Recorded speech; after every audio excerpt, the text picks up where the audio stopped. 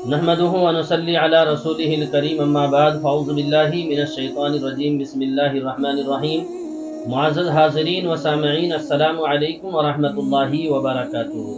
محترم بزرگ اور دوستو، آج ہم ایک مسئلے کی طرف تھوڑا سا ڈسکس کریں گے کہ جادو، جنات، سحر کا مسئلہ کیا ہے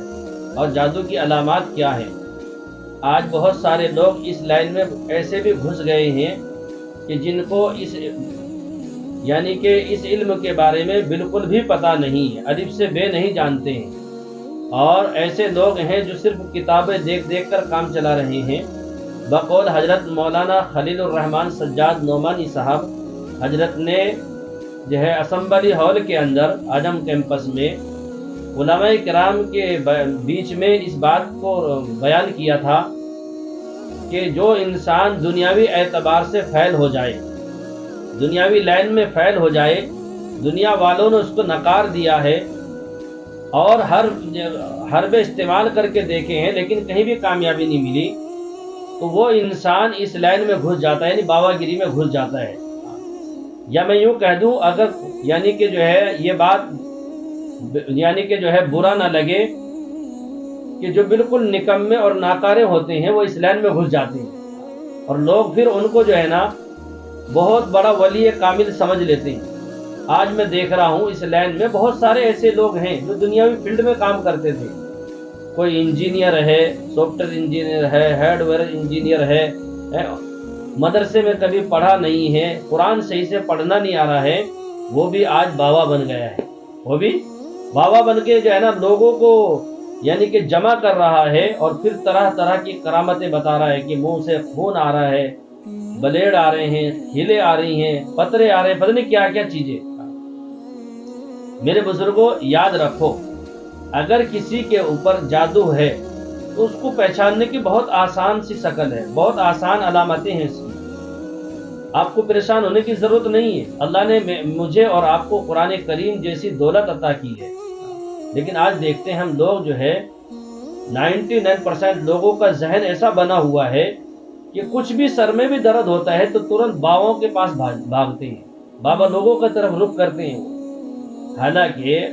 بہت ساری کامن چیزیں ایسی ہیں جو ہر ایک کے ساتھ آتی ہیں، روز مرہ کی چیزیں ہیں، سر میں درد ہونا، بخار آنا، کھانسی ہونا، چکر آنا، گھبراہٹ ہونا، موسم کے اعتبار سے ہوتا رہتا ہے۔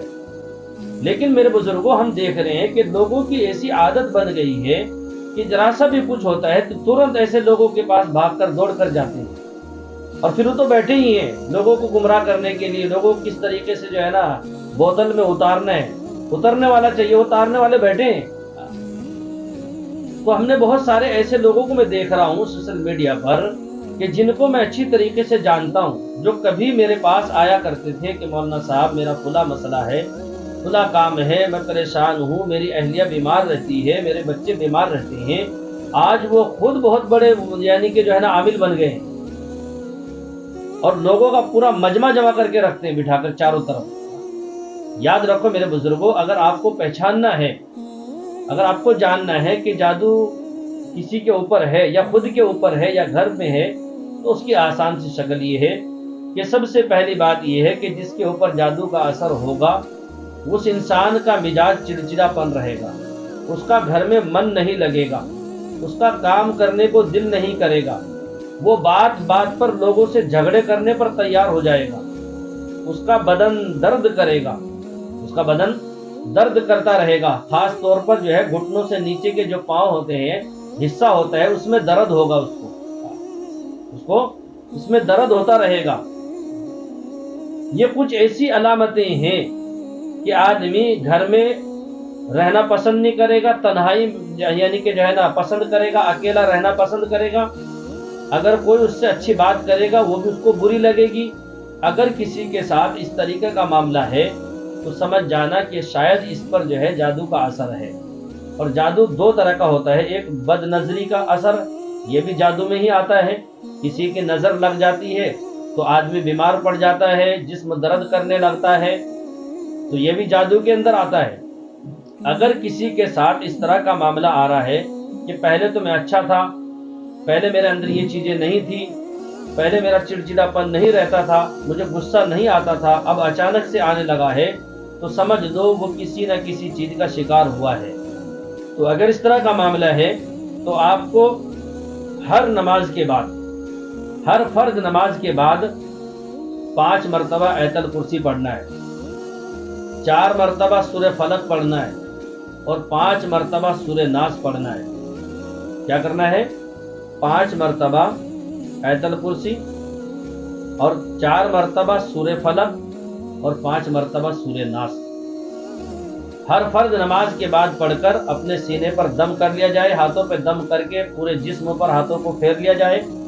1 بوتل پانی پہ دم کر کے وہ پانی پینے میں استعمال کیجیے۔ اور اگر آپ کو لگتا ہے کہ میرے گھر کے اندر کچھ ایسا مسئلہ ہے تو آپ 1 بوتل پانی پر یہی عمل کر کے گھر کے چاروں کوپروں میں تھوڑا تھوڑا پانی ڈال دیجیے۔ انشاءاللہ الرحمن اگر گھر کے اندر اس طرح کی کوئی مسئلہ ہوگا، ایسی بلا ہوگی، نحوست ہوگی، اللہ کے فضل سے اور اس عمل کے ذریعے اللہ اس تمام بلاؤں کو گھر سے نکال دے گا۔ اور انسان کے اوپر اگر اس کا کوئی اثر ہوگا تو انسان بھی اس کے بعد جیسے ہی عمل کرتا جائے گا ویسے ہی اس کی زندگی میں، اس کے جسم میں، اس کی روح کے اندر جو ہے نا ایک تازگی پیدا ہوتی چلی جائے گی۔ یہ عمل 7 دن کرنا ہے، صرف کیا کرنا ہے؟ 7 دن کرنا ہے۔ اور 7 دن سے پہلے انشاءاللہ الرحمن آپ تندرست ہو جائیں گے، صحت مند ہو جائیں گے، آپ کی کیفیت بدل جائے گی، آپ کے حالات جو ہے نا جو پریشانی میں تھے وہ خوشحالی میں تبدیل ہو جائیں گے۔ آپ خود اپنے گھر پر بیٹھ کے اس عمل کو کر لیجیے، آپ کو کسی کے پاس جانے کی ضرورت نہیں، بشرطے کہ آپ کو قرآن کریم بھی آتا ہو۔ میں ایک ویڈیو دیکھ رہا تھا، ایک بیچارے اپنے آپ کو عامل کہہ رہے ہیں، ان کو صحیح معنی میں قرآن بھی نہیں پڑھنا آ رہا ہے، زبر کی جگہ زیر پڑھ رہے، زیر کی جگہ زبر پڑھ رہا ہو آدمی، اور اس طریقے سے قرآن کو پڑھ رہا ہے جیسے کہ گھاس کاٹتے ہیں نا مشین کے اندر، صحیح تلفظ نہیں ہے اس کے، صحیح جو ہے نا یعنی کہ قرآن کی آیتیں صحیح نہیں پڑھ رہا ہے۔ اب بتاؤ میرے پیارو، جس کا قرآن ہی صحیح نہیں ہے، جس کے پڑھنے کے الفاظ ہی صحیح نہیں ہے، اب اس میں تاثیر کیسے ہوگی؟ یہ بہت آسان کام دیکھ لیا لوگوں نے، بہت آسان کام۔ یاد رکھو میرے بزرگوں، اگر کوئی صحیح عامل ہے جس نے اس علم کو سیکھا ہے، جس نے اس کے لیے محنت کی ہے، جس نے اس کے لیے راتوں کو جاگ کر جو ہے نا اللہ کو راضی کیا ہے اور اپنے عمل میں تاثیر پیدا کی ہے، تو ایسے شخص کے عملوں کے اندر، ایسے شخص کے یعنی کہ جو ہے نا پڑھائی کے اندر اللہ تاثیر پیدا کر دیتے ہیں۔ ورنہ میرے بزرگوں آج مارکیٹ میں دیکھ رہے ہیں ہم کس طریقے سے لوگ بیٹھے ہوئے ہیں، تو ہم بجائے اپنے ایمان کو خراب کرنے کے اپنے ایمان کو بچانے کی فکر کریں۔ کوئی بھی مسئلہ ہو اللہ نے قرآن میں رکھا ہے، کوئی بھی معاملہ ہو۔ میری اس چیز پر ایک ویڈیو اپلوڈ ہے چینل پر کہ بھائی بہت سارے لوگ شکایت کرتے ہیں کہ ہمارے چھوٹے بچے ہیں، بڑے ہیں، بخار اترتا چڑھتا رہتا ہے، صبح میں بخار آ گیا، شام کو اتر گیا، پھر صبح میں آیا، شام کو اتر گیا، دوائی پلائی، سب کچھ کر کے دیکھ لیا۔ تو ایسے بچوں کے لیے، بڑوں کے لیے اللہ نے قرآن کریم میں وظیفہ بتا دیا ہے، قلنا یا نار کونی بردا وسلاما علی ابراہیم، قلنا یا نار کونی بردا وسلاما علی ابراہیم۔ اس آیت کو آپ جو ہے 11 مرتبہ پڑھ کر بخار والے مرض پر دم کر دیجئے، پانی پہ دم کر کے پینے کو دے دیجئے، انشاءاللہ الرحمن اس عمل کی برکت سے جو بخار اترتا چڑھتا ہے وہ ختم ہو جائے گا، اب بخار دوبارہ نہیں آئے گا، جو کیفیت اس کی چل رہی تھی وہ بدل جائے گی۔ تو اس لیے میرے پیاروں ہمیں چاہیے کہ ہم ایسی چیزوں پر عمل کریں۔ اور میرے بزرگوں یہ چیزیں جو ہے دم جو ہم بتا رہے ہیں یہ رقیہ کہلاتا ہے، ایک علاج ہے، رقیہ ہے۔ جس طریقے سے ہم ڈاکٹر کے پاس جا کر اپنا علاج کراتے ہیں، میڈیسن دوائیاں وغیرہ استعمال کرتے ہیں، ایسے ہی یہ جو ہے میرے بزرگوں قرآنی علاج ہے جس کو رقیہ کہا جاتا ہے۔ انشاءاللہ میں سمجھتا ہوں آپ میری ان باتوں پر عمل کریں گے، اور میں دعا بھی کرتا ہوں کہ اللہ تبارک و تعالی جو لوگ ایسی پریشانیوں میں، ایسی مصیبتوں میں جو ہے نا گھرے ہوئے ہیں، اللہ تبارک و تعالیٰ ان کی پریشانیوں مصیبتوں کو دور کر دے، چین سکون عافیت والی زندگی دے۔ میرے بزرگوں، اصل چیز چین اور سکون ہے زندگی کے اندر۔ اللہ تبارک و تعالیٰ ہم سب کو اچھی باتوں پر عمل کی توفیق عطا فرمائے۔ السلام علیکم ورحمۃ اللہ وبرکاتہ۔